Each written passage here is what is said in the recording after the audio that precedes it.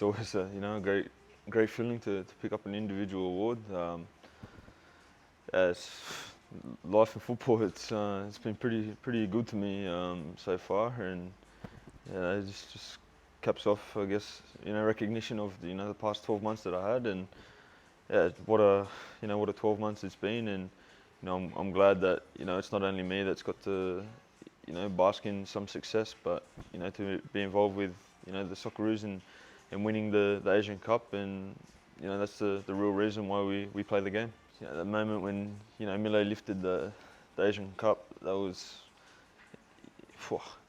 be very close, to the best moment that I've had in my career.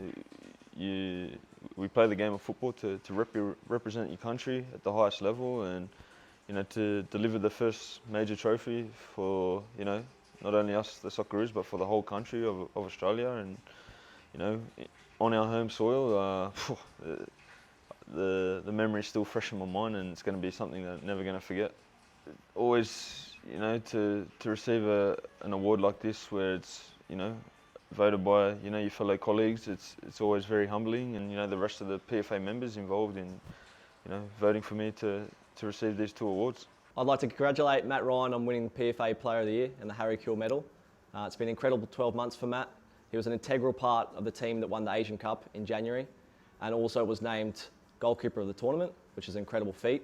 Yeah, very exciting. Obviously credit has to go to the boss and the coaching staff in the way that bringing together the next generation of boys, and it's all thanks to those sorts of guys believing in us young guys and giving us a go. And I'm very motivated and driven by the next step and what the future has, and realizing how lucky I am to be where I am and what I'm doing, and I'm just trying to take advantage of that, and always looking at the next thing that I can achieve, and we can achieve together with my club team and obviously the Socceroos. And it's names like Harry Kewell, Tim Cahill, these sorts of guys that it's your earliest memories as a child, for the likes of myself, of these guys being the face of the game in Australia, and obviously what they achieved in their European careers as well. And I'm discovering that now, being in Europe myself, and realising the challenges an Australian footballer faces, and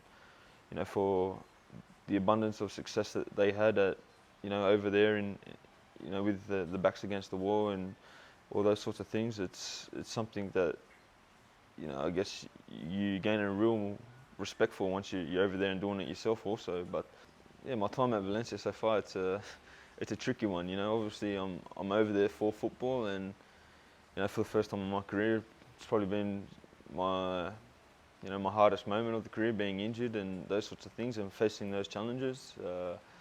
I guess it happens to everyone, injuries, but it's not until you're in it yourself where you really recognise how hard it is. And in my situation, only 2 months out, there's other players that have been out much longer, like the guys in the squad here. And yeah, but not to dwell on it.